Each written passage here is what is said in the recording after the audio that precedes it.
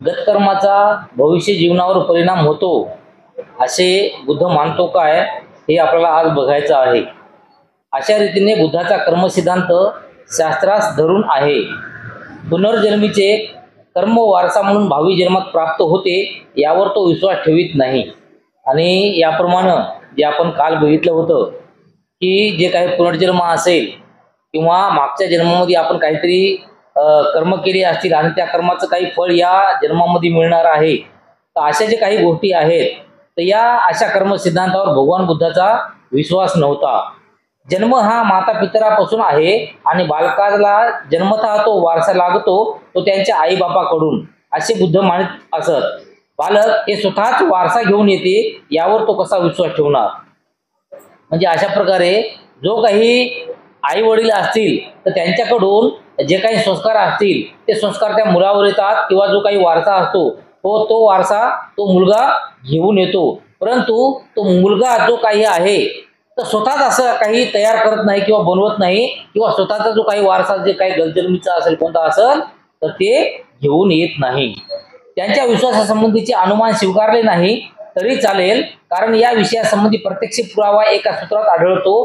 ते सूत्र म्हणजे चूळ, दुःख, खंत, सुत्त या सूत्रात भगवान बुद्ध आणि जैन यांचा संवाद आहे। आता अशा प्रकारचं जे काही विश्वास बनलेला आहे किंवा जे काही विश्वास अनुमान केलेला आहे तर या संबंधीचे काही विचार हे जे भगवान बुद्ध आणि जैन यांच्यात जे काही झालेला संवाद आहे तर त्या संवादामधून समोर येतात। या संवादात भगवान बुद्ध म्हणतो, तुम्ही म्हणता की आम्ही पूर्वी पाप केले होते त्यांचे आम्ही आपल्या कठोर तपस्येने परिमार्जन करतो। वर्तमान काळात काया, वाचा आणि मन यांचा निरोध केल्याने आपल्या पुनर्जन्मीच्या पापांचा निराश होईल। मग तपस्येने मागील पापाचा निराश झाल्यावर आणि नवी पराक्रमे करावयाचे थांबल्यावर आमचा भविष्यकाळ शुद्ध होतो। भविष्यकाळ शुद्ध केल्याने गतकाळ परिणामही होतो। गतकाळ परिणामही झाल्याने दुःखाचा निराश होऊ लागतो आणि त्यामुळे दुःखाचे कारण वेदना नाहीशा होतात। दुःखकारक वेदना नाहीशा झाल्यावर दुःख नाहीसे होते। आणि अशा प्रमाणे या ठिकाणी सांगितले जाते की जे काही म्हणजे भगवान बुद्ध असे विचारतात की तुम्ही असे म्हणता की आम्ही जे काही पाप केले होते तर ते पाप जे आहे तर ती आपली काहीतरी या जन्मामध्ये कठोर तपश्चर्या करायची आणि तपश्चर्या केल्यामुळं जे काही आजच्या काळातलं जे काही पाप आहे तर ते पाप धुवून जाईल आणि या पाप जन्मातलं काही पाप जे आहे ते धुवून जाईल। म्हणजे समोरच्या याच्यामध्ये पापाचा कोणताही कर्म सिद्धांत आपल्याला समोर येणार नाही आणि त्यामुळं समोरचं जे जीवन आहे तर हे जीवन सुद्धा चांगलंच राहील असं तुम्ही म्हणता।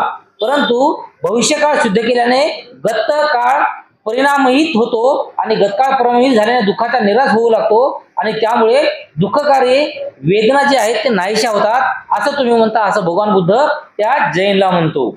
हा माझ्या भाषणाला त्या निकटठाणी होकार दिल्यावर मी त्यांना विचारले, पूज्य माणसानो, तुम्हाला पुनर्जन्म होता किंवा पुनर्जन्म नव्हता हे तुम्हाला माहित आहे काय। आणि यानंतर या ठिकाणी विचारलं समजा त्या ठिकाणी तिथं की जे काही मानतात पुनर्जन्म असेल किंवा जे काही आत्मा असेल अशा गोष्टीला जे मानतात तर त्याला असं विचारलं जाते की गेल्या जन्मामध्ये जे काही तुमचा जन्म होता या जन्माबद्दलचं तुम्हाला काही आठवते का, किंवा जे काही पुनर्जन्म होते किंवा नाही होत याच्या संदर्भात तुम्हाला काही माहिती आहे का। आणि तेव्हा ते म्हणतात की आम्हाला काहीच माहिती नाही। गतजन्मी पापामुळे तुम्ही सदोष अथवा निर्दोष होता याबद्दल तुम्हाला ज्ञात आहे काय। आणि त्यानंतर भगवान बुद्ध असे विचारतात की गेल्या जन्मामध्ये जर काही आपल्याकडून काही दोष घडला असेल किंवा दोष घडला नसेल तर याच्या संदर्भामध्ये काही तुम्हाला माहित आहे काय। आणि त्यावर सुद्धा तो आम्हाला माहित नाही असंच म्हणतो। गतजन्मी या किंवा या विशिष्ट पापामुळे तुम्हाला दोष लागला होता किंवा नाही हे तुम्हाला माहित आहे काय। त्यानंतर भगवान बुद्ध असं विचारतात की एखादं काहीतरी असं कारण घडलं आणि त्या कारण घडल्यामुळं तुम्हाला काही ना काहीतरी तुमच्या जीवनामध्ये दोष लागला जे पहिल्या जन्मामध्ये लागलेला आहे, तर असं काही तुम्हाला माहित आहे काय। आणि त्यावर सुद्धा तो म्हणतो नाही, माहित नाही। दुसरी गोष्ट अशी की माणसाची स्थिती अनुवांशिकतेपेक्षा त्यांच्या भोवतालच्या परिस्थितीवर अधिक अवलंबून असते हे बुद्ध मानतो। आणि बुद्ध जे काय म्हणतात की जे काही अनुवांशिक म्हणजे प्रत्येक मुलाला जे काही लागणाऱ्या सवयी असतील, माणसाला लागणाऱ्या जे सवयी असतील, तर हे सवयी अनुवांशिकती जे काही अनुवांशिकतेकडून येणारे आहेत, तर अशा नसतात. तर आपल्या बाजूचा जे काही परिसर असतात, तर त्या परिसरावर ते संस्कार अवलंबून असतात. म्हणजे आपल्या बाजूचा एखादा कोणी जर वाईट मार्गाला लागलेला असेल, जर कोणती नशा वगैरे करत असेल, तर त्याचे जे काही संस्कार आहेत ते संस्कार आपल्यावर लवकर पडतात. म्हणजे बाजूचा कोणी दारू पित असेल, तर ते दारू पिण्याची जास्तीत जास्त सवय आपल्याला लागू शकते. किंवा बाजूचा जर कोणी चांगला वागत असेल, तर आपण सुद्धा चांगलं वागल, अशा प्रमाणे भगवान बुद्ध म्हणतात. देवधर्म सुतात तो म्हणतो, काही श्रमण ब्राह्मण अशा मताचे आहेत की जे काही सुखकर अथवा दुःखकर अनुभव व्यक्तीला येतात ते गत जन्मीचेच परिणाम होत. म्हणून ते म्हणतात, गत जन्मीच्या पाप कर्माचे परिमार्जन केल्याने आणि नवी पाप करण्याचे थांबविल्याने भविष्य काळात सोसावायचे काहीच उरत नाही. पापकर्मे क्षय पावतात आणि पाप कर्माचा क्षय झाल्याने दुःखाचा उच्छेद होतो. दुःखाचा उच्छेद झाल्याने वेदना नाहीशा होतात आणि वेदनाचा क्षय झाल्याने अखिल दुःखाचा उच्छेद होतो, असे निघंटाचे म्हणणे आहे. आणि यानंतर जे काही या ठिकाणं जे काही निघंट आहे, तर या निघंटानं जे काही म्हणजे ब्राह्मण होता, तर त्यांचं जे काही म्हणणं होतं, तर त्यांचं जे काही म्हणणं आहे, तर याच्यात जे काही सुखकर असं किंवा दुःख म्हणजे दुःखाचे असतील किंवा सुखाचे काही जर अनुभव असतील, तर त्यामुळं ते जर आपल्या व्यक्तीला म्हणजे माणसाला येत असतील, तर ते गतजन्मीमध्ये काही ना काहीतरी मी पाप केलेला असेल किंवा पूर्ण केलेला असेल, तर याचा तो भाग समजतो. आणि गतजन्मीच्या पाप कर्मामुळे परिमार्जन केल्याने आणि ते नवी पाप करण्याचे थांबविल्याने भविष्य काळात सोसाव्याचं काही उरत नाही. समजा गेल्या जन्मामध्ये काही पाप केले असतील आणि ते पाप या जन्मामध्ये मात्र आपण काहीच पाप करत नसेल, तर गेल्या जन्माचे केलेलं काही पाप असेल ते या जन्मामध्ये धुतल्या जाते किंवा या जन्मात आपल्याला काही त्याचं फळ भोगावं लागते. परंतु या जन्मामध्ये आपण काहीही पाप केले नाही, तर पुढच्या जन्मात मात्र आपल्याला कोणतंही फळ भोगण्यासारखं उरत नाही. तर अशामुळे जे काही पापकर्माचा क्षय झाला किंवा पापकर्म आपले कमी झालं आणि त्यामुळं जे काही आपलं दुःख असेल ते दुःख सुद्धा कमी होते, असं तो निघंट म्हणतो.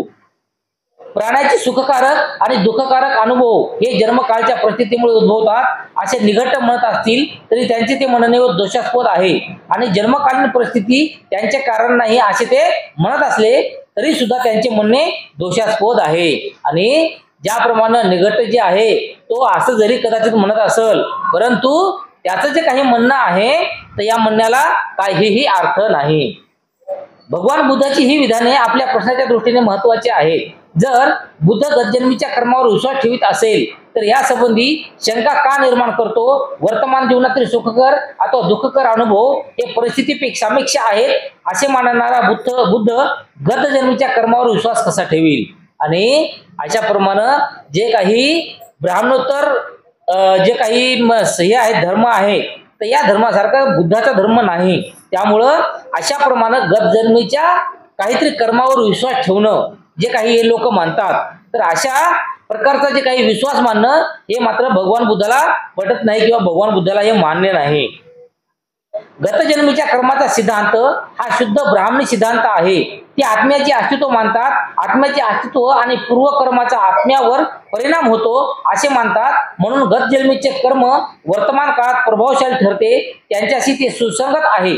परंतु आत्म्याचे अस्तित्व न मानणाऱ्या बौद्ध सिद्धांताशी ते अगदी विसंगत आहे. आणि अशा प्रकारे जे काही गेल्या जन्मातले जे काही आपले कर्म असतील, तर ते कर्म ब्राह्मणाच्या सिद्धांतानुसार जे काही सिद्धांत आहेत, तर ते सिद्धांत त्या आत्म्याला मानतात. आणि त्यामुळं जे काही पाप असतील पुण्य असतील तर हे कमी जास्त करण्याचं जे काही परिणाम आहेत हे परिणाम त्यांना माहीत, म्हणजे त्यांना तसे हे करतात, वागतात. परंतु गतजन्मीचे कर्म वर्तमान काळात प्रभावी ठरते, त्यांच्याशी सुसंगत आहे. म्हणजे पहिल्या जमान्यामध्ये म्हणजे अगोदरच्या जन्मामध्ये जे काही आपण केलेले कर्म असतील तर त्या कर्माचं फळ याच्या जन्मामध्ये आपल्याला मिळतोय. तर अशा बद्दलचं जे काही मत आहे तर हे सुसंगत आहे. परंतु आत्म्याचे अस्तित्व न मानणाऱ्या बौद्ध सिद्धांताशी ते जुळत नाही. म्हणजे भगवान बुद्धाचा जे काही आत्म्यासंबंधी जे काही विचार आहे, जो धम्म आहे हा फार वेगळा आहे. ज्याला भगवान बुद्धाचा सिद्धांत समजला नाही किंवा जो बुद्धी परस्पर बौद्ध धर्म आणि हिंदू धर्म सदृश्य आहेत असे दाखवण्याचा अट्टहास करतो, त्याने हा सिद्धांत बौद्ध धर्मात घुसविला असला पाहिजे। आणि अशा प्रकारे जे काही ब्राह्मणोत्तर कर्माचा जो काही सिद्धांत आहे, तर हा सिद्धांत जाणून बुजून कोणीतरी भगवान बुद्धाच्या सिद्धांतामध्ये घुसवलेला आहे, परंतु भगवान बुद्धाचा सिद्धांत तसा नाही। भगवान बुद्धाने हा सिद्धांत शिकविला असल्याची शक्यता नाही, हे वरील कारणावरून स्पष्ट होते।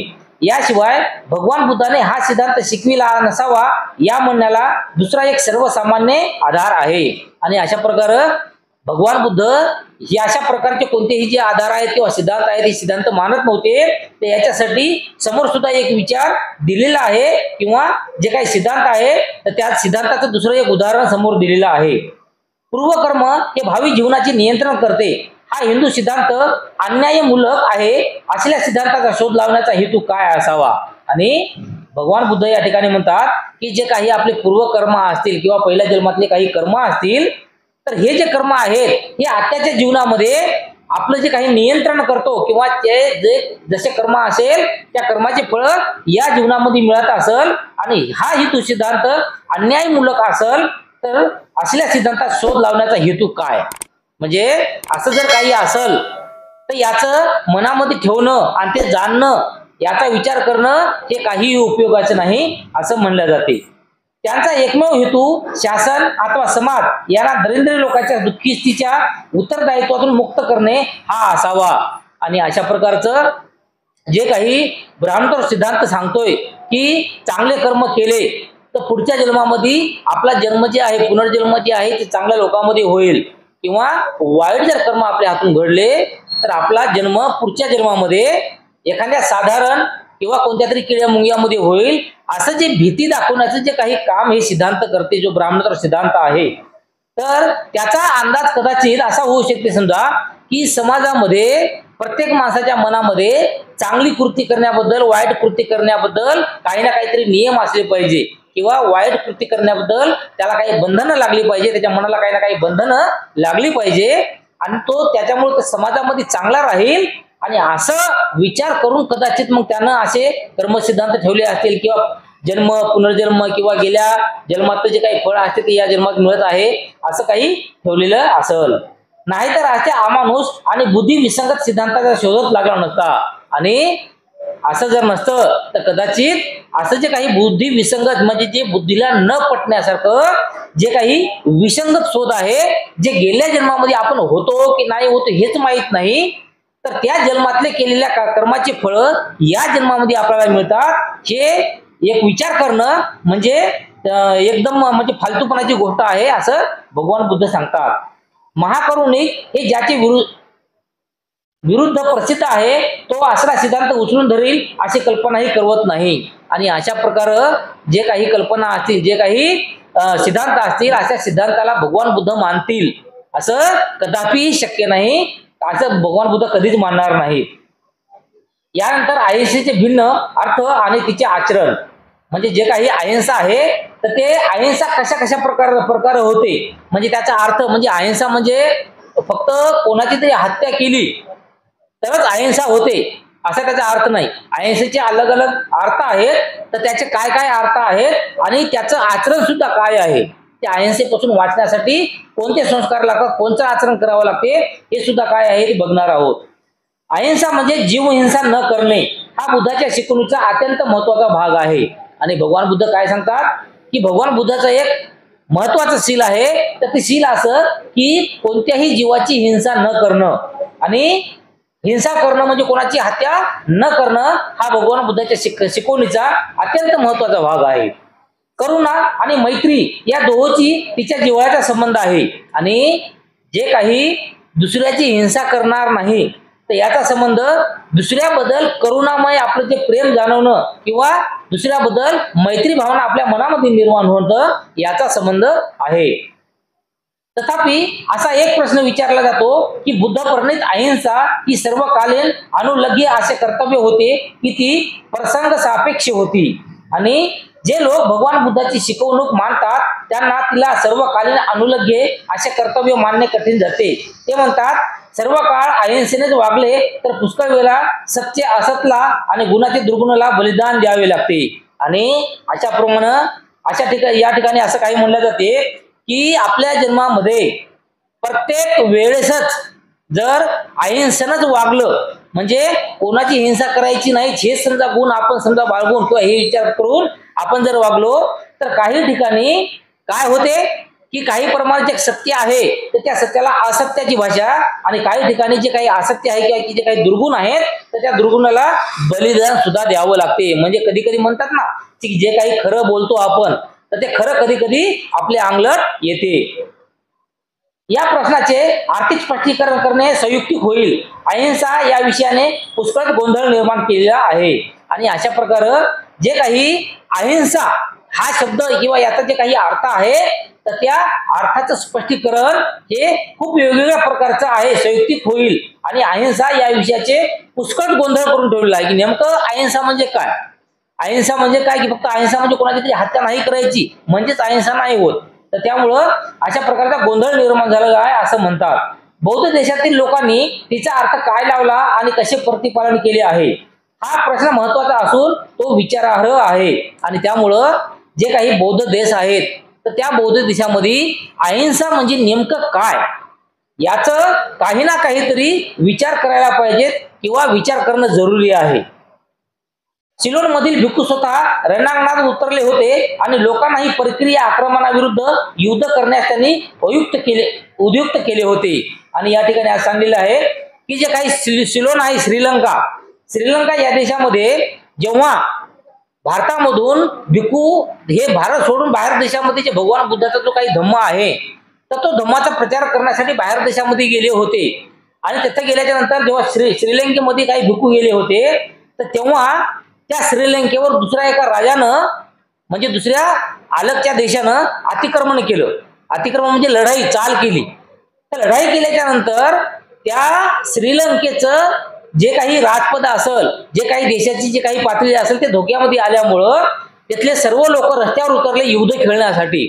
आणि अशामध्ये आपल्या देशाचं जे काही प्राण असेल किंवा जे काही बलिदान असेल तर जे बी काही समजा देशाला वाचवण्यासाठी तिथं असलेले काही जे भिक्खू होते तर हे भिक्खू सुद्धा रणांगणामध्ये उतरले होते आणि त्यांनी सुद्धा हातामध्ये तलवार घेतल्या होत्या आणि लढाई खेळली होती. म्हणजे याचा अर्थ तलवार हातामध्ये घेतली म्हणजे त्या भिक्खून सुद्धा काही माणसं समोरचे मारलेच असतील. म्हणजे असे जर काही माणसं मारले तर याला अहिंसा म्हणत नाहीत. म्हणजे असं सांगण्याचा या ठिकाणी हिंसा म्हणत नाहीत अशा प्रकारे सांगण्याचा येतं जे काही विचार सांगितलेले आहेत. उलट पक्षी ब्रह्मदेशातील भिक्खूंनी परकीय आक्रमणाविरुद्ध स्वतः शस्त्र धरले नाही आणि लोकांनाही शस्त्र न धरण्याचा उपदेश दिला होता.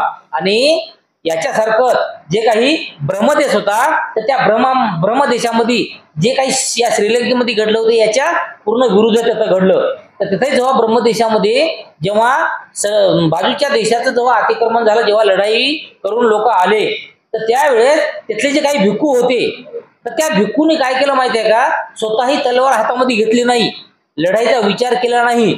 आणि त्या ब्रह्मदेशामध्ये जे काही लोक होते त्या देशातले नागरिक तर त्या प्रत्येक नागरिकाला सुद्धा समजून सांगितलं की लढाई केल्यानं किंवा समोरच्याला मारल्यानं लढाई संपत नसते, लढाई वाढते. त्याच्यामुळं आम्हीही तलवार हातात घेणार नाही, तुम्हीही तलवार हातात घेऊ नका, आणि आम्हीही लढाई खेळणार नाही आणि तुम्हीही लढाई खेळू नका, ही लढाई ऑटोमॅटिक शांत होईल. ब्रह्मलोक अंडी खातात पण मासे खात नाहीत. आणि अशा प्रमाणे जे काही ब्रह्मदेश आहे तर या ब्रह्मदेशामध्ये काय करतात माहिती का, अहिंसा नाही करायची म्हणून तिथले लोक मांस खात नाही, मांस कोणीच खात नाही. जे काही कोंबडं बकरा असेल हे मांस कोणीच खात नाही, परंतु त्या कोंबडीचे अंडे मात्र खातात. म्हणजे म्हणतात ना की कोंबडीचं अंड हे शाकाहारी आहे. अशा प्रमाणे नाही अंडी खातात, अंडी खातात आणि मांस खात नाहीत. नाही अंड्याला शाकाहारी म्हणून हे करतात ना, त्याच्यामध्ये जीव कुठे आहे, जीव तयार होणार ते नंतर जीव होतो, पण सध्या ते जीव कुठे आहे, सध्या जीव नाही ना त्याच्यामध्ये. अशा रीतीने दोन भिन्न देशात अहिंसेचा वेगळा अर्थ लावून तिचे परिपालनही वेगळ्या रीतीने केले जाते. आणि अशा प्रकारे येथं दोन देशाचं जे अलग अलग उदाहरण दिलेलं आहे की नेमकं हिंसा कोणाला म्हणावी आणि हिंसा कशाला म्हणावी.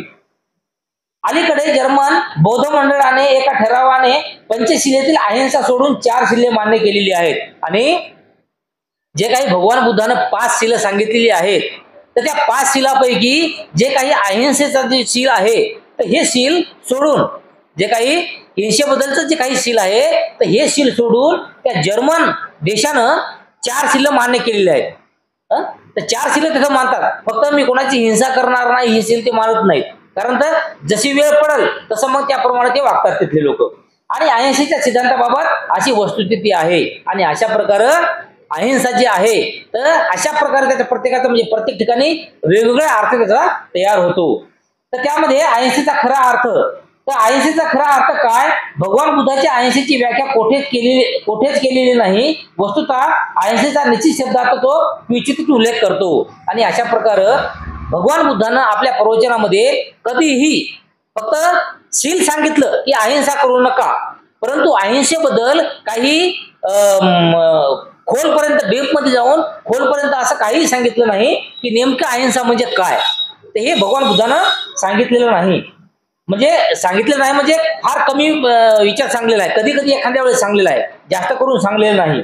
म्हणून प्रासंगिक पुराव्याच्या आधारे अहिंसेचा अभ्यास करण्यात त्याचा काय उद्देश होता त्यांचा शोध घेतला पाहिजे. आणि म्हणून भगवान बुद्धानं प्रत्येक आपल्या धम्म प्रवचनामध्ये किंवा जास्तीत जास्त वेळा अहिंसेचा अर्थ नाही सांगितला, परंतु शिलामध्ये तर त्याने सांगितलेलंच आहे की अहिंसा जी आहे ती अहिंसा माणसानं केली म्हणजे अहिंसेप्रमाणे वागलं पाहिजे, हिंसा नाही केली पाहिजे हे तर सांगितलेलं आहे. शील आहे ते महत्वाचं शील सांगितलेलं आहे भगवान बुद्धानं. मग भगवान बुद्धानं जर हे शील सांगितलेलं असेल परंतु त्या शिला संदर्भामध्ये जास्तीचं काही माहिती दिली नसेल तर मग का दिली नाही याच्यावर सुद्धा विचार करणं गरजेचं आहे. यावरील प्रासंगिक पुरावा म्हणजे कोणी भिक्षा म्हणून मांस देऊ केले तर ते ग्रहण करण्याला बुद्धाचा विरोध नव्हता. म्हणजे जर समजा कोणी माणूस असेल किंवा एखादा भिक्खू असेल आणि ते जर भिक्षा करण्यासाठी गेले असतील आणि त्यांच्या भिक्षा पात्रामध्ये कोण समजा एखादा मटणाची भाजी जरी टाकली तरीही जे समोरच्यानं जेवण दिलं फक्त ते आपण जेवण म्हणून घ्यायचं. बल्कि भगवान बुद्धाचा मार्ग म्हणजे एक विचार ते आहे की कोणत्याही जेवणाला कोणत्याही प्रकारे नाव बोट ठेवायचं नाही. ते काय आहे हे बघायचं नाही, ते कसं आहे ते बघायचं नाही, त्याची चव कशी आहे ते बघायचं नाही, त्याच्यामध्ये चटणी मीठ कमी जास्त आहे की काय ते बघायचं नाही. फक्त आपण जेवण म्हणून त्याच्याकडे बघायचं आणि जे आलं ते खायचं. तर अशा प्रकारे जे काही भिक्खूंना असं कधी नाही सांगितलं समजा की भिक्षा पात्रामध्ये जर तुम्हाला कोण समजा एखादं मांस खायला दिलं तर तुम्ही ते खाऊ नका असं भगवान बुद्ध कधी कधी नाही म्हटले. ज्या प्राण्याची हत्या करण्यात भाग घेतला नाही त्या प्राण्याचे मांस ग्रहण करण्याला भिक्खूंना प्रतिबंध नव्हता. म्हणजे ज्या प्राण्याची समजा हत्या आपण स्वतः नाही केली, ज्या प्राण्याची आपण स्वतः जर हत्या नाही केली तर त्या प्राण्याचं मांस खाण्यासाठी कधीही भंतेजींना किंवा भिक्खूंना बुद्धानं मनाई केली नाही. भिक्षा म्हणून दिलेले मांस भिक्खूंनी खाऊ नये या देवदत्ताच्या आग्रहाला बुद्धाचा विरोध होता. आणि अशाप्रमाणे जे काही देवदत्त जे होता देवदत्तानं सांगितलं होतं की भिक्षेमध्ये समजा आपल्याला जर कोण मांस दिलं तर असं मांस आपण खाऊ नये, कारण तर ते मांसाहारी आहे आणि तो कोणाची ना कोणाची तरी हत्या करून तो मांस बनवलेला आहे, तयार केलेला आहे, त्यामुळे असं मांस खाऊ नये. परंतु भगवान बुद्धानं मात्र हे या गोष्टीला किंवा या देवदत्ताच्या म्हणण्याला विरोध केला होता. दुसरा या संबंधीचा पुरावा म्हणजे यज्ञात प्राण्यांना बळी देऊ नये याला त्यांचा विरोध होता आणि असे त्यांनी स्वतः म्हटलेलेही आहे. आणि याच प्रकारे जे काही पहिल्या काळामध्ये किंवा जे काही ब्राह्मण सिद्धांत आहे तर या सिद्धांतामध्ये जेव्हा ते यज्ञ करत गेले आणि त्या यज्ञामध्ये कोणत्या ना कोणत्या तरी प्राण्याचा बळी देत गेले, म्हणजे कोंबडा असेल बकरा असेल अशा प्राण्याला बळी त्या आईच्यामध्ये आहुतीमध्ये देत गेले. तर अशा प्रकारे बळी देणं म्हणजे स्वतः आपण मारणं, म्हणजे स्वतः त्याची हिंसा करणं, तर हे हिंसा बुद्धाला पटत नव्हती. म्हणून अशा प्रकारचं जे काही बळी देणं होतं ते भगवान बुद्धाला मान्य नव्हतं. अहिंसा परमोधर्म हा आत्यंतिक सिद्धांत जैन धर्मात आहे, बौद्ध धर्मात नाही. आता अशाप्रमाणे जे काही अहिंसा परमोधर्म हे सिद्धांत जैन धर्मामध्ये आहे, जे वर्धमान महावीरांनी सांगितलेला आहे, परंतु हा सिद्धांत भगवान बुद्धानं कधी सांगितलेला नाही. दुसरा एखादा अधिक प्रत्यक्ष आणि प्रासंगिक असा पुरावा आहे आणि त्यात बुद्धाने जवळजवळ अहिंसेची व्याख्याच केलेली आहे. त्यात तो म्हणतो सर्वांवर प्रेम करा म्हणजे तुम्हाला कोणाची हत्या करण्याची इच्छा होणार नाही. अहिंसेच्या तत्वाचे हे नकारार्थी स्पष्टीकरण नसून स्वीकारात्मक स्पष्टीकरण आहे. आणि यामध्ये भगवान बुद्धांनी नेमकं काय सांगितलं की तुम्ही जे काही जीवजंतू असतील, जे काही किडे मोकोडे असतील, जे काही पशु पक्षी असतील, तर या प्रत्येकावर तुम्ही प्रेम केलं पाहिजे. आणि जेव्हा तुम्ही प्रत्येकावर प्रेम कराल तर तेव्हा त्या गोष्टीवर किंवा त्या वस्तूवर किंवा त्या पशु पक्ष्यावर जर आपण प्रेम केलं तर त्याची हत्या करणं असं होऊ शकत नाही. म्हणजे बुद्धानं हे सांगितलं समजा की कोणत्या प्राण्याचं मांस खाऊ नका असं सांगितलं नाही, किंवा आपण जे स्वतः जे मारायचं आहे ते मारू नका. परंतु जे काही या जसं काही या जैन धर्मात सांगितलेलं आहे तर अशा प्रमाणे जे काही अहिंसा परमो धर्म अशा जे काही प्रकार आहे हा बुद्धानं मात्र सांगितलेला नाही. असे दिसते की यावरून बुद्धाचा अहिंसेचा सिद्धांत हत्या करू नका असे सांगण्याऐवजी सर्वावर प्रेम करा असा सांगणारा होता. आणि अशा प्रमाणे भगवान बुद्धाचा जो सिद्धांत आहे तर यांचा विचार सरळ सरळ कसा दिसतोय की म्हणजे तुम्ही कोणाची हत्या करू नका याला महत्व भगवान बुद्धानं दिलं नाही, तर भगवान बुद्धानं कोणत्या गोष्टीला महत्व जास्त दिलं की तुम्ही सर्व प्राणी मात्रावर दया करा, करुणा करा. वरील विधारावरून बुद्धाला अहिंसेचा कोणता अर्थ अभिप्राय होता हे सहज समजून येईल. जीव हत्येची इच्छा व जीव हत्येची आवश्यकता यामध्ये बुद्ध फरक करत आहेत हे स्पष्ट होते. आणि यामध्ये जे काही एखाद्या जीवाची हत्या करणं आणि त्याचबद्दल त्या जीवाची हत्या करण्यासाठी काही ना काहीतरी कारण घडणं यामध्ये फरक सांगलेला आहे. किंवा एखाद्या जीवाची जे काही आपल्याला आवश्यकता काय आहे हत्या करायची तर हे सुद्धा यामध्ये म्हणजे फरक सांगितलेला आहे. जसं की समजा आता एखादा माणूस आहे तर त्या माणसाला आपण समजा मारलं, जीव मारलं तर ती हत्या होती, बरोबर आहे. मग भगवान बुद्धानं सांगितलेलं आहे की कोणत्याही सुद्धा माणूस असो, किड्या मुंग्या असो, पशु पक्षी असो, याला कशालाच मारायचं नाही, बरोबर आहे. परंतु त्याच्यावर फक्त प्रेम भावना व्यक्त करा, करुणा करा, दयाभाव करा असं सांगितलेलं आहे. आणि असं जर अशा प्रमाणे जर आपल्या शेतामध्ये जर आपलं शेत आहे आणि शेतामध्ये खूप सारं समजा ते पीक आलेलं आहे आणि ते पीक काय म्हणतात त्याला जाण करणं म्हणजे खराब करण्यासाठी त्या ठिकाणी काही आळ्या पिळ्या त्या पिकावर पडल्या असतील आणि ते आपलं पीक काय करतात, खराब करतात. पीक आपलं ते खाऊन घेतात, किंवा तिच्यावर चिमण्या येतात, चिमण्या आलेले पीक खाऊन घेतात, किंवा वानरं येतात, वानरं ते पीक खाऊन घेतात.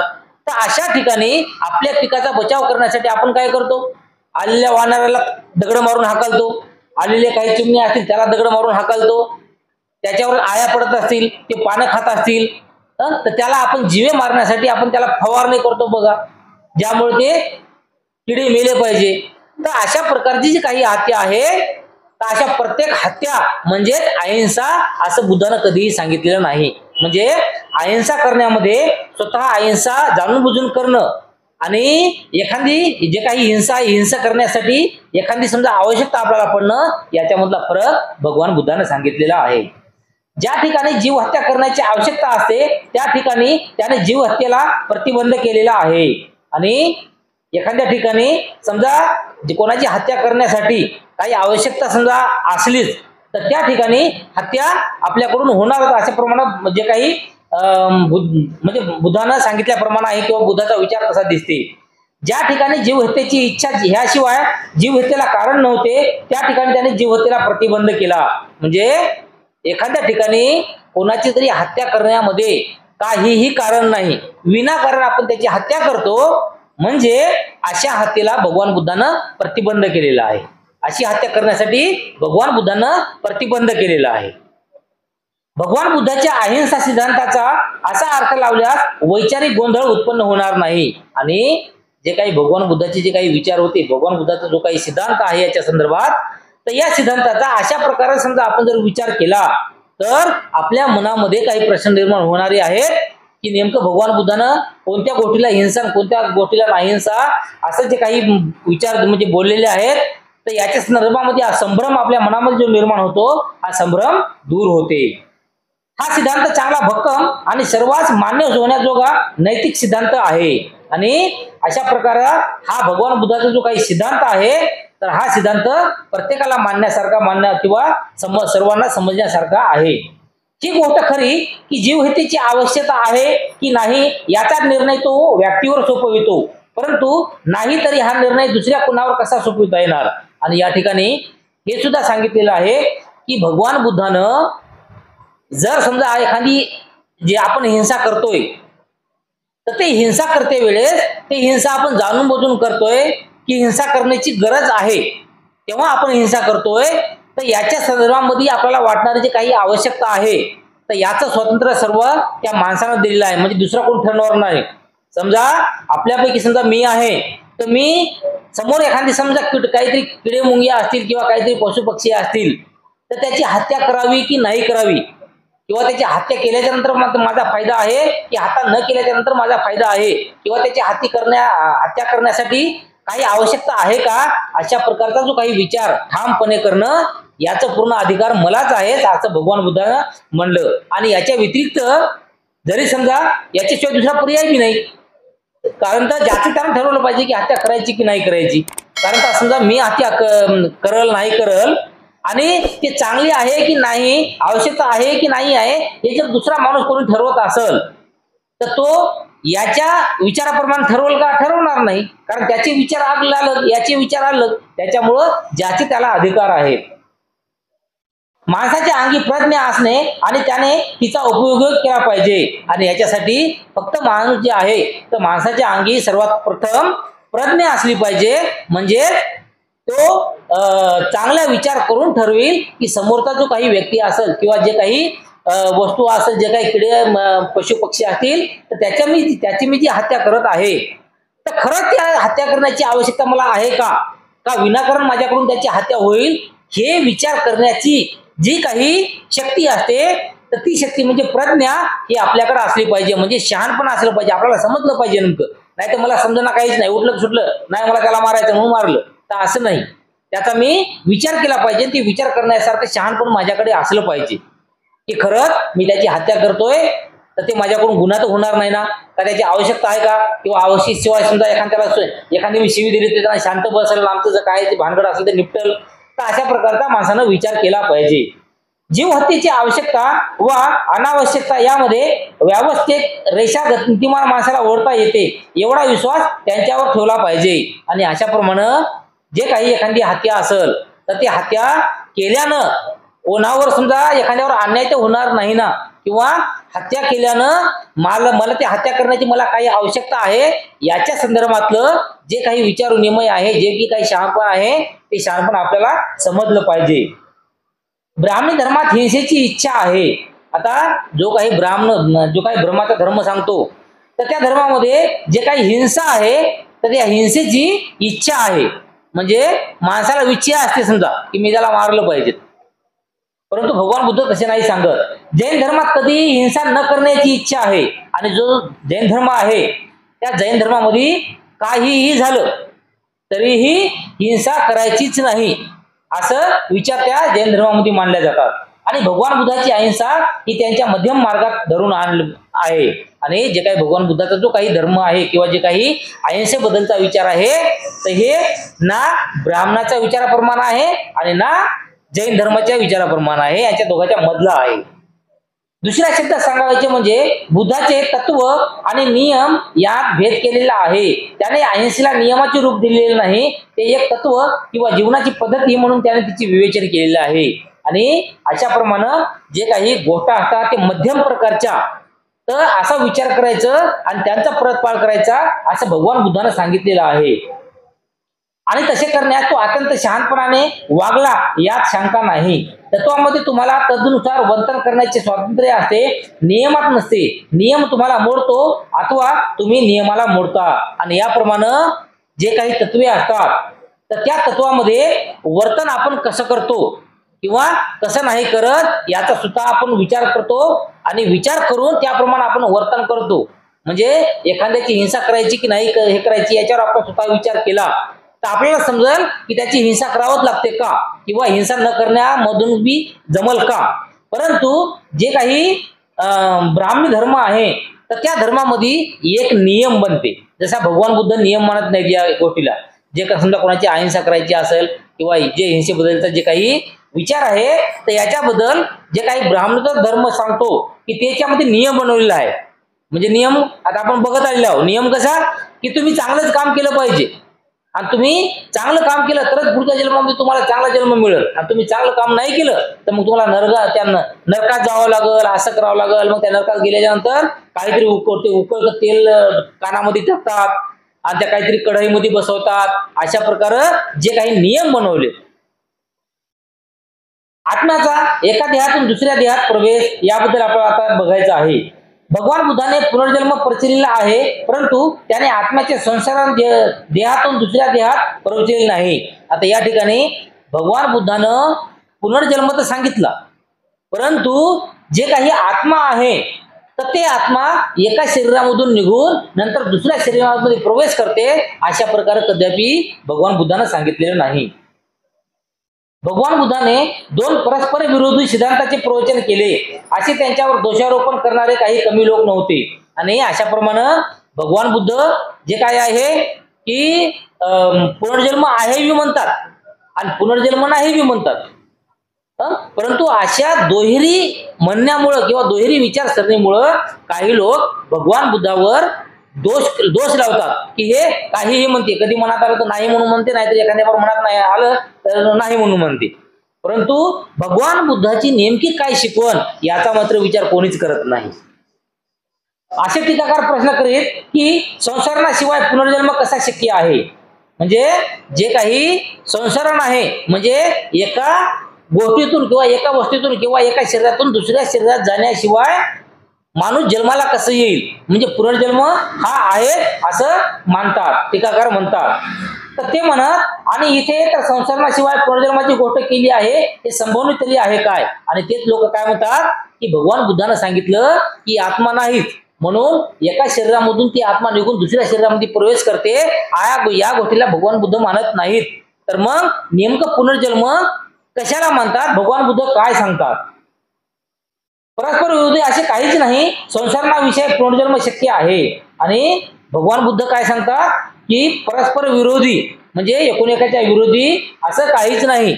म्हणजे जे काही जो काही आपल्या याचा ब्राह्मणी सिद्धांत सांगतो तर अशा संदर्भातला विरोधी असं काहीच नाही.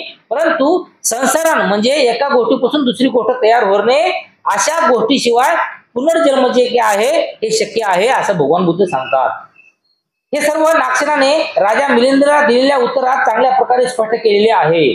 आणि अशाप्रमाणे काल सुद्धा आपण बघितलं होतं की जे काही राजा नागसेन नावाचा होता आणि त्याच्यासोबत जे काही अभ्यासामध्ये अगदी हुशार असलेला जो काही मिलिंद होता तर यांच्यामधले काही प्रश्न उत्तर आपण कालही बघितले होते आणि आज मी त्यांचं उदाहरण सांगितलेलं आहे की बॅक्ट्रियाचा राजा मिलिंद याने नागसेनाला विचारले भगवान बुद्ध संसारण मानित होते काय. आता राजानं त्या या मिलिंदला विचारलं की जे भगवान बुद्ध होते तर हे भगवान बुद्ध संसारण मानत होते का, म्हणजे एका शरीरातून दुसऱ्या शरीरात जाण्याचं असं काही मानत होते काय. आणि तेव्हा नागसेनानं उत्तर दिलं की होय, की असं होय खरं आहे. तर ह्यामध्ये परस्पर विरोध नाही काय. तर तेव्हा नागसेन म्हणाला की नाही, म्हणजे एका गोष्टी एक तर भगवान बुद्ध असं सांगतात की पुनर्जन्म नाही आणि भगवान बुद्ध वरून हे बी सांगतात की एका गोष्टीपासून दुसरी गोष्ट घडते. मग हे जे असं काही भगवान बुद्ध सांगतात तर हे परस्पराच्या विरोधी म्हणजे स्वतःच जे बुद्धानं वेगवेगळे दोन विचार सांगलेले आहेत हे दोन्ही विचार अलग अलग प्रकारचे आहेत म्हणून एकोणएकाच्या विरोधी नाहीत का. तर त्यावेळेस आत्म्याशिवाय पुनर्जन्म संभवी आहे काय, म्हणजे जे काही आत्मा आहे तर हे आत्माच भगवान बुद्ध मानत नसेल मग पुनर्जन्म भगवान बुद्ध आहे म्हणून कसा काय म्हणतात. तर तेव्हा नागसेन म्हणते की अर्थात निश्चित शक्य आहे. आणि नागसेन हा खूप हुशार होता तर त्याने म्हणते की होय तो तसं शक्य आहे, होऊ शकते. तेव्हा हे कसं शक्य आहे हे समजावून सांगा बरे. मग ते राजा म्हणते की हे कसं शक्य आहे. तर तेव्हा ते मिलिंद म्हणते की नागसेन जिथे संसारण नाही तिथे पुनर्जन्म कसा शक्य आहे. राजाने विचारलं की जिथं संसारण नाही एका वस्तूतून किंवा एका शरीरातून दुसऱ्या शरीरात जाण्याचं हे घडत नाही तर मग पुनर्जन्म कसा काय शक्य आहे. तर हो शक्य आहे. कसे शक्य आहे हे उदाहरणाने स्पष्ट करा. म्हणजे त्या ठिकाणी ते राजा म्हणते की उदाहरण देऊन स्पष्ट करा. राजा, समज एका माणसाने एक दिवा दुसऱ्या दिव्याने पेटवला तर ते असे म्हणता येईल काय की पहिल्या दिव्याने दुसऱ्याची जागा संसरण केली. म्हणजे एक जे दिवा आहे आणि एक दिवा आपण पेटवला आणि त्या पेटलेल्या दिव्याला दुसरा दिवा लावून पेटवला. मग दुसरा दुसरा दिवा असेल या दिव्याला लावून पेटवलेला जर असेल तर मग असं म्हणता येईल का की हे जे दिवा आहे ते तेच दिवा आहे. म्हणजे त्या दिव्यापासून या दिव्याला पेटवलेला आहे तर हे दिवा म्हणजे तेच दिवा आहे असं म्हणता येईल का? नाही. दिवा तर वेगळा आहे ना, फक्त पेटवलं त्या दिव्याने याला. परंतु आता याचा स्वतःचा अग्नी निर्माण झालेला आहे, आता स्वतःचा याचा उजेड निर्माण झालेला आहे आणि हा दिवा वेगळा आहे. अशा प्रमाणे भगवान बुद्धाने या ठिकाणी सांगितले, मिलिंदने या ठिकाणी सांगितलेलं आहे. राजा, ज्याप्रमाणे संसार विना पुनर्जन्म शक्य आहे त्याची अधिक उदाहरणे देऊन स्पष्ट करा. आणि अशा प्रमाणे मिलिंदने सांगलं की अशा प्रमाणे पुनर्जन्म हे शक्य आहे. आता जे काही राजा होता तर या राजाला नुसतं दिव्याला पेटवलं याचा अर्थ तेवढा काही त्याला समजला नाही. म्हणून ते राजा परत काय म्हणते की आणखी एखादं उदाहरण देऊन मला स्पष्टीकरण करून सांगा म्हणते. तेव्हा बाळपणी आपल्या गुरुपासून शिकवलेली एखादी कविता हे राजा तुला आठवते काय? आणि त्यावेळेस ते मिलिंद त्या राजाला म्हणते की राजा, लहानपणी जेव्हा तू शाळेत जात होतास त्यावेळेस तुझ्या शिक्षकाने एखादी कविता तुला शिकवली असेल तर ती शिकवलेली कविता तुला आठवते काय? तेव्हा ते राजा म्हणते होय आठवते. तर मग त्या कवितेचे गुरुमुखातून सर्व संसारण होऊन ती तुमच्या मुखात आली काय? आणि त्या ठिकाणी परत म्हणते मिलिंद राजा, आपले मिलिंद काय म्हणते की जर तुझ्या शिक्षकानं ती कविता तुला शिकवली आणि ती आता तुला येते म्हणजे याचा अर्थ असा होते काय की ते तुझ्या गुरुच्या मुखातून बाहेर निघली कविता आणि ती तेथून बाहेर निघून आता तुझ्या तोंडामध्ये म्हणजे तुझ्या मुखामध्ये आता आहे. आणि म्हणून तू म्हणत आहेस. परंतु तुझ्या आता शिक्षकाला जर विचारलं की हे कविता तुला येते का तर त्याला असं वाटेल का की त्याला येणार नाही. असं म्हणजे ते मिलिंद विचारते की असं होईल का? परंतु असं तर होऊ शकत नाही, कारण त्यालाही पाठ आहे यालाही पाठ राहणार आहे. तर तेव्हा तो राजा म्हणतो अर्थातच नाही. याप्रमाणे संसारणा विना पुनर्जन्म होतो. आणि त्या ठिकाणी जो काही मिलिंद आहे तो काय म्हणतो की याप्रमाणे पुनर्जन्म होतो. जे तू या शिक्षकानं सांगितलेली एखादी जी कविता आहे त्या कवितेचा पुनर्जन्म हा त्याच्यात ते असतेच असते. जे शिक्षक आहे त्याच्या तोंडात म्हणजे त्याला ते माहीतच असते कविता, परंतु त्याच्याकडून हियानं पाठ केलेली असते तर याला सुद्धा ती कविता पाठ असते. म्हणजे हेच एका गोष्टीपासून किंवा एकाच्या तोंडून दुसऱ्या तोंडामध्ये आलेला पुनर्जन्म याला म्हणतात पुनर्जन्म. वा छान नागसेन. आणि त्यानंतर तो राजा म्हणते की वा छान नागसेन. नागसेन, आत्मा अशी काही चीज आहे काय? आणि त्यानंतर नागसेन आता अशी काही चीज आहे काय असं म्हणतो. आणि अर्थात दृष्टीने पाहिले असता राजा, आत्मा अशी काही चीज नाही. आणि त्यानंतर मिलिंद म्हणतो की अशी दृष्टी म्हणजे आपली जी काही यथार्थ दृष्टी आहे अशा दृष्टीने जर बघितलं म्हणजे सर्वसाधारण एक दृष्टी, समजा सर्वसाधारण विचार, तर अशा विचाराने जर बघितलं तर आत्मा अशी काही चीज नाही. वा छान नागसेन. आणि त्यानंतर तो राजा त्या मिलिंदला परत म्हणतो की वा छान नागसेन म्हणजे आता मला समजलेलं आहे. हा मिलिंद, राजा मिलिंद, नागसेन बरोबर, ते उलट सुलट जर असेल. त्यानंतर गैरसमजुतीचे कारण. आता या ठिकाणी गैरसमजुती कशा निर्माण होतात ते याबद्दलच सुद्धा सांगितलेलं आहे. भगवान बुद्ध जो उपदेश करीत तो ऐकणारा स्रोत वृद्ध भिक्खूंचा असे. आणि जो काही भगवान बुद्ध धम्म प्रवचन करत गेले तर ते धम्म प्रवचन कोणापुढे करायचे म्हणजे ऐकणारे कोण असायचे? सर्व त्यांचा भिक्खूगण असायचा. कोणत्याही एका विषयावर भगवान बुद्धाचे म्हणणे काय आहे ते भिक्खूंनीच लोकांपर्यंत पोहोचविले. आणि यानंतर भगवान बुद्ध आपलं धम्म प्रवचन करून हे त्यांचे भिक्खूगण ऐकत गेले. आणि त्याच्यानंतर जे काही भगवान बुद्धाचं म्हणणं आहे किंवा जे काही भगवान बुद्धाचा धम्म आहे तर ते प्रवचन ते भिक्खू हे इतरत्र माणसापर्यंत पोहोचत गेले. लेखन कला अद्याप विकसित झाली नव्हती, त्यामुळे भिक्खूंनी जे ऐकले ते पाठ करून ठेवावे लागे. प्रत्येक भिक्खूने जे काही ऐकले ते जसेच्या तसे पाठ करून ठेवण्याची त्यांची काळजी घेतली नाही, परंतु असे काही भिक्खू होते त्यांनी ते पाठ करून ठेवले, हा आपला व्यवसायच केला, त्यांना भनक म्हणत. आणि अशाप्रमाणे आता पहिल्या काळामध्ये काही लिहायची वगैरे काही सुविधा नव्हती, कोणते कागद नव्हते, कोणती पेन नव्हती, पेन्सिल नव्हती, काहीच नव्हतं. तर त्यामुळं जे काही भगवान बुद्ध धम्म प्रवचन देत गेले, तर ज्याप्रमाणे भगवान बुद्ध जे गाथा म्हणत गेले, तर तशाच्या तशा गाथा हे तिथल्या भंतेजीला पाठ कराव्या लागत असत. कारण तर तशाच्या तशा जर गाथा असल्या आणि ते पाठ केल्यावर जशा तशा आपण त्या माणसापर्यंत पोहोचू. अगर त्या गाथेमधली एखादी ओळ, एखादा शब्द जर गळला गेला, समजा आपल्या तोंडून बाहेर नाही निघाला, तर एखादा शब्द जरी नाही आला तर त्या जे काही विचाराच्या सगळा अर्थ बदलून जाते. ते जे काही गाथा असतात त्या गाथाचा पूर्ण अर्थ बदलून जाते. त्यासाठी जशाच तशा गाथा पाठ कराव्या लागत गेल्या आणि ते गाथा नंतर जे काही माणसं असतील त्या माणसाला प्रवचन देते वेळेस त्या माणसाला सांगावं लागत गेल्या. परंतु अशामध्ये काय झालं माहिती आहे का, की काही भंते जे होते, तर या भंतेनं काय केलं माहिती, पूर्णच्या पूर्ण गाथा पाठ झाल्या आणि पूर्णच्या पूर्ण गाथा पाठ झाल्याच्या नंतर त्यांनी आपला ते समजा व्यवसायच केला, समजा की एकूण गाथा घ्यायच्या आणि तिकडं लोकांपर्यंत पोहोचवायचा.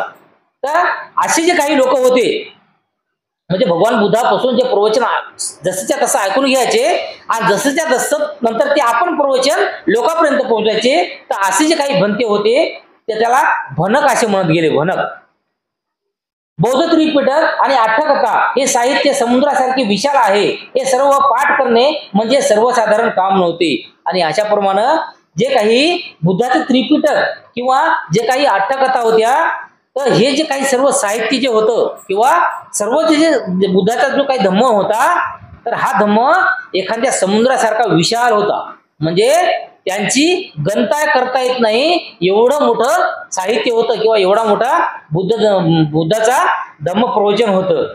आणि एवढं सारं त्या भंतेजीनं पाठ करणं हे शक्य बी नव्हतं तेवढं, म्हणजे साधं सुद्धा काम नव्हतं ते तेवढं पाठ करणं. आता बुद्धानं एक स्वतः ते उपदेश दिलेला होता, पण बुद्ध होते ते अरंत होते, परंतु बाकीचे भिक्खू होते हे तर अरंत झाले नव्हते. त्याच्यामुळं सर्वच्या सर्व गाथा पाठ करणं हे तेवढंही सोपं काम नव्हतं. पुष्कळ वेळा भगवान बुद्धाने जो उपदेश केला त्यांची वृत्तांत कथन यथायथ झाले नाही. आणि बरेच वेळा जे भगवान बुद्धाने जो धम्म समजून सांगितलेला भंतेजींना, भिक्खूंना, तर भिक्खूंना ते पूर्ण धम्म समोरच्याला सांगता आला नाही, कथन करता आला नाही.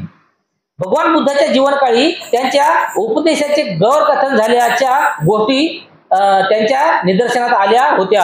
आणि त्यामुळं काय झालं की ज्याप्रमाणे बुद्धानं जे धम्म प्रवचन दिलं, ते धम्म प्रवचन जसा तसं भंतेजीला पाठ न झाल्यामुळं समोर सांगताना जे सर्व गाथा त्यांना आल्या नाही आणि सर्व गाथा नाही आल्या, त्याच्यामुळं काय झालं की एखादा शब्द जर चुकला तर त्या जे काही गाथा असतात त्या गाथाचा पूर्ण अर्थ बदलून जातो. तर अशामुळं त्या गाथेचे अर्थ बदलून गेले आणि अर्थ बदलून गेल्याच्या नंतर यांच्याबद्दल काही वेगवेगळे समजा विचार लोकांचे निर्माण झाले आणि ते भगवान बुद्धापर्यंत तसे विचार आले की हे काहीतरी शिकवतात, काहीतरी सांगतात, असं तसं, म्हणजे काही ना काहीतरी समजा. उदाहरण म्हणून अशा 5 स्थळाचा उल्लेख करता येईल. पहिला उल्लेख अलग दुपन सुतात आहे, दुसरा महाकप विभाग सुतात, तिसरा कन्नक कठल सुतात आणि चौथा महातन्या सख्खय सुतात आणि 5वा जीवन सुतात. म्हणजे अशा प्रमाणे 5 ठिकाणी जे भगवान बुद्धाला अशा प्रकारचे जे काही औचित्य आलेले आहेत किंवा लोकांकडून काही घराणे आलेले आहेत बुद्धापाशी, की बुद्धाने जशा गाथा सांगल्या होत्या तशाच्या तशा गाथा त्या भंतेजीला आल्या नाही आणि भंतेजीनं जे गाथा सांगितल्या त्याच्यामध्ये काहीतरी वेगळं रूप निर्माण झालं किंवा अर्थाचा बेअर्थ होऊन गेला. अशा प्रकारे तथागताच्या उपदेशाचे गैरनिवेदन कदाचित अनेक स्थळी झालेले असावे, कारण भिक्खू भगवान बुद्धापाशी जाऊन अशा प्रसंगी आम्ही काय करावे असे विचारताना आढळतात. आणि फक्त बुद्धाच्या कानावर फक्त 5 ठिकाणच आलं की 5 ठिकाणी असं असं घडलं म्हणून, परंतु 5 ठिकाणचं जेव्हा बुद्धाला कळालं याचा अर्थ असं बरेच ठिकाणी घडलं असेल, तर त्याच्यातून फक्त 5 ठिकाणचं बुद्धाच्या कानावर आलं आणि त्यामुळं अशा प्रकारचा जो काही प्रसंग आहे बऱ्याच ठिकाणी घडला असावा असं भगवान बुद्धाला वाटू लागलं. कर्म आणि पुनर्जन्म या विषयासंबंधी विशेषतः बुद्धोपदेशाचे निवेदन अनेक वेळा वस्तुस्थिती सोडून झालेले आहे. आणि अशा प्रकारे जे काही कर्म असेल किंवा जे काही पुनर्जन्म असेल तर या संबंधी जे काही बुद्धाचे उपदेश होते तर या बुद्धाच्या उपदेशाचं अनेक वेळा वस्तुस्थिती सोडून वेगळेच म्हणजे काही ना काहीतरी अर्थ निर्माण झालेले आहेत. कर्म आणि पुनर्जन्म या विषयाच्या सिद्धांतांना ब्राह्मणी धर्मातही स्थान आहे. याचा परिणाम असा झाला की ब्राह्मणी सिद्धांत सहजगत्या बौद्ध धर्मात घुसळता आलाय. आणि अशाप्रमाणे म्हणजे भगवान बुद्धानं कुठं कुठं सांगितलं समजा नेमकं की पुनर्जन्म हा होते की नाही होते या संदर्भामध्ये, परंतु ज्याचं सांगितलं की पुनर्जन्म होतो तर जे काही ब्राह्मणोत्तर सिद्धांत होता त्या सिद्धांतात पूर्ण सांगितलं होतं की माणसाचा पुनर्जन्म आहेच. त्यामुळं काय झालं की जो काही ब्राह्मणी धर्माचा सिद्धांत होता तर हा सिद्धांत हळूहळू हळूहळू हळूहळू बुद्धांचा त्याचा सिद्धांत एकच होऊ लागला आणि जे काही ब्राह्मणाचा सिद्धांत होता तो बुद्धाच्या सिद्धांतामध्ये घुसल्या गेला. यासाठी त्रिपिटकात जे बुद्धवचन म्हणून मानले गेले होते ते बुद्धवचनच असे आहे मानताना फार सावधगिरी राखली पाहिजे. आणि त्यामुळं जे काही त्रिपिटक हा जो ग्रंथ आहे बुद्धाच्या काळातला तर या त्रिपिटक मध्ये जे काही बुद्धाचं वचन म्हणून किंवा जे काही बुद्धाचं धम्मप्रवचन म्हणून जे काही गाथा म्हणलेले आहेत किंवा जे काही त्यात लिहिलेलं आहे तर ते बुद्धवचन आहे असे मानताना फार सावधगिरी आपल्याला बाळगायला पाहिजे. कारण त्याच्यामध्ये सुद्धा काही जे काही ब्राह्मणोत्तर जो काही विचार आहेत हे विचार सुद्धा त्याच्यामध्ये येऊ शकतात. या संबंधी एक कसोटी विद्यमान आहे. भगवान बुद्धाच्या बाबतीत एक विधान निश्चितपणे करता येते की बुद्धीला विसंगत आणि तर्काला सोडून आहे ते बुद्धाचे नव्हे. म्हणूनच इतर गोष्टी यथायोग्य असून जे जे बुद्धीला व तर्काला धरून असेल ते बुद्धवचन मानायला प्रत्यय वाय नाही. आणि म्हणून कदाचित कोणतंही समजा पुस्तक एखादं असेल आणि त्या पुस्तकामध्ये काही जे लिहिलेलं असेल जे आपण बुद्धाचं म्हणून मानतो पण त्या पुस्तकामध्ये काही ब्राह्मणोत्तर सुद्धा सिद्धांत लिहिलेले आहेत तर हे आपल्याला समजत नाही की नेमकं हे बुद्धाचं आहे की काय. आता लिहिणारे जे काही ग्रंथ लिहिणारे होते किंवा जे काही पुस्तकं लिहिणारे होते त्यानं काय जरासं इकडचं जरासं तिकडचं जरासं तिकडचं घेऊ पुस्तकं लिहून काढली असं लोकांच्या समोर ठेवली. मग लोकांना वाचून त्याचा विचार कसा बी करावा आणि जे काही घ्यायचं कसं घ्यायचं त्याच्या मनावर समजा.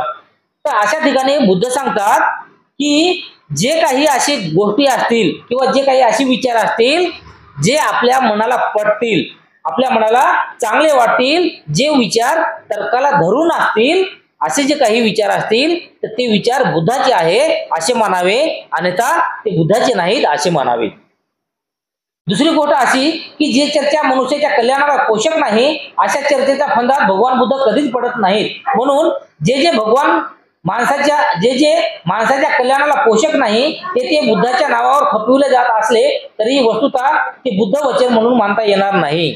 आणि अशाच प्रकारे जे काही माणसाचं जीवन जे आहे तर त्या जीवनाला जे काही कल्याणकारक किंवा पोषक नाही असे जे काही विचार आहेत तर हे विचार बुद्धाचे नाहीत असं समजून घ्यावे. आणि जे विचार आपल्या जीवनामध्ये पोषक असतील आपल्या जीवनाला कल्याण देणारे जर असतील तर ते मात्र विचार भगवान बुद्धाचे आहेत असे समजून घ्यावे. तिसरी ही एक कसोटी अशी आहे की भगवान बुद्धाने ज्या विषयासंबंधी ते निश्चित आहे आणि ज्या विषयासंबंधी जे निश्चित नाही अशी विषयाची दोन प्रकारात वर्गवारी केली होती. जे विषय पहिल्या वर्गात पडतात त्यांच्याविषयी त्यांनी आपले विचार निश्चयात्मक आणि अंतिम अशा रूपाने मांडलेले आहे. ते विषय दुसऱ्या वर्गात पडतात त्यासंबंधी त्याने आपले विचार व्यक्त केले आहेत म्हणून ते तात्पुरते. आणि अशाप्रमाणे या ठिकाणी सांगलेलं आहे की जे काही भगवान बुद्धाचे जे काही विचार असतील तर हे विचार कोणत्याही पुस्तकामध्ये बघल्याच्या नंतर किंवा आपण ऐकल्याच्या नंतर जे विचार आपल्याला जीवनाच्या कल्याणाचे वाटतात माणसाच्या जीवनामध्ये हितकारक वाटतात अशी जे काही विचार आहेत तर ही भगवान बुद्धाची आहेत अन्यथा ती भगवान बुद्धाची नाहीत. कोणतरी ब्राह्मणी सिद्धांत भगवान बुद्धाच्या सिद्धांतामध्ये घुसळलेला आहे असं समजावं. ज्या तीन प्रश्नासंबंधी संदेह अथवा मतभेद आहेत अशा विषयाबाबत भगवान बुद्धाचे विचार काय होते हे ठरविताना त्या चर्चेच्या वेळी वरील तिन्ही कसोट्या लावण्यात लक्षात ठेवणे आवश्यक आहे. आणि त्यामुळं जे काही भगवान बुद्धाचा सिद्धांत असेल किंवा जे काही ब्राह्मणोत्तर सिद्धांत असेल तर हे दोन्ही सिद्धांत जेव्हा आपण वाचत असेल ऐकत असेल तेव्हा आपल्याला नेमकं कळायला पाहिजे की हे सिद्धांत कोणाचा आहे. नेमकं जरी समजा एखादं पुस्तक लिहिलं असेल कोणीतरी बुद्धाच्या नावानं परंतु त्या बुद्धाच्या नावानं लिहिलेल्या पुस्तकामध्ये मात्र काहीतरी वेगळंच जे काही ब्राह्मणोत्तर सिद्धांत सांगतो त्याप्रमाणे काही जर लिहिलेलं असेल तर हे आपल्याला ओळखायला आलं पाहिजे, आणि ओळखायला जर आलं तरच आपल्याला समजल की भगवान बुद्धाचं आहे की नाही, आणि नंतरच आपल्याला कळल की हे भगवान बुद्धाचं आहे त्याच्यामुळे मी घेतलं पाहिजे, आणि भगवान बुद्धाचा सिद्धांत नाही दिसत त्याच्यामुळं हे मी सोडलं पाहिजे. आणि त्यानंतर भाग तिसरा,